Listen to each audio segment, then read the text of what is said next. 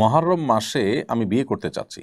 কয়েকজন বললেন মহররম মাসে বিয়ে করা নিষেধ, আবার অনেককে বলতে শুনেছি জন্মের মাসে বিয়ে করা নিষেধ। এসব বিশ্বাস শরীয়তসম্মত কিনা? আমি একটু রসিকতা করে বলি, এমনিতেই অভিভাবকরা ছেলে মেয়েদেরকে সময়মতো বিয়ে দিচ্ছেন না, যার কারণে নানামুখী সমস্যা এবং সংকট তৈরি হচ্ছে।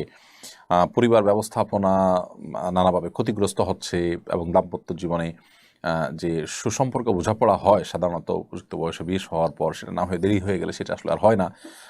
খুব বেশি শেয়ানা, খুব বেশি চালাক চতুর হয়ে একেবারে অতিরিক্ত বয়স হয়ে গেলে তখন আসলে স্বামী স্ত্রীর মধ্যে যে ভালোবাসার ভিত গড়ে ওঠার কথা একটা নির্দিষ্ট বয়সে, সেটা বেটে বলে সেভাবে হয় না। এছাড়া বন্ধ্যাত্ব সহ নানা সমস্যা হয়ে থাকে।